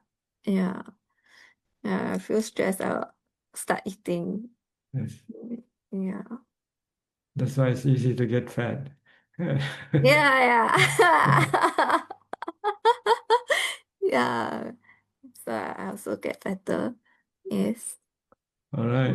We're running out of time for tonight. Okay. Anything else? Oh yeah. My last question is like how do you be a good Kayanamita? Be a good friend. Practice mindful metta. Practice loving kindness. Oh. Try to please others more than please yourself. Oh. Okay. Please others first before pleasing yourself. Don't please yourself first before you please other people. Yeah, I realize like I tend to like look at reciprocality. Yeah, reciprocal. Yeah. So I should please others first before I please myself. Yes. But it's hard to do because we want to please ourselves first. Then how do you do it? Like you are You have to look at a good example like the Buddha. the Buddha. The Buddha got like I read the sutta, I don't really see how like in a way the Buddha please other people. Make other people become enlightened. See? Oh, like make them become enlightened. This is one way of pleasing them. That's the best way to please people. Oh, okay. It's not like pleasantries like. No, it's teaching people to get to Nibbana. Oh, okay. All right. Okay. That's also a That's way. that's the best Kalyana. The Buddha is our best Kalyana. Oh, okay. Yeah. Because he can make us happy all the time, permanently happy. Never sad, never a moment of sadness in our lives. Oh, okay. Yeah. So even though like he's like not physically around, His and teaching is can't still talk. around. Oh, his teaching is still around, even though we can't like talk to him. We don't have to talk to him, just study his teaching. So it's like listening to him. when you read his teaching. Oh, okay. Okay. Yeah. All right. I have to go now. Okay. Go to the next Thank you, question. teacher. All right. You're welcome. Okay, Kunjup, how many questions we have for tonight? กราบนมัสการท่านอาจารย์ค่ะ We only have one question this evening and it's from Facebook and it's from Muktananda Metavasa. What is the best way to accept death? Accept it calmly, peacefully, with common sense, knowing that you cannot escape death. So don't try to escape or don't try to find any excuse to run away from it because you cannot. Just face it with calmly, with meditation, with mindfulness. Just recite Bhutto, Bhutto, or keep watching your breathing until the body stops breathing. That's all. Okay, you're welcome. Thank you for your company. I hope this meeting is useful and beneficial, and that can be used to help you advance in your path to enlightenment. In the meantime, please stay safe, be mindful, and keep on practicing. And if all goes well, I'll see you all at the same time next week. Thank you and goodbye. Sadhu, sadhu, sadhu. Thank you. Thank Thank you, you. Ajahn. Thank Thank you, you. everyone. Good night, everyone. Good night, everyone. See you next Sadhu, week. sadhu. Good night, everyone. See you. Thank you.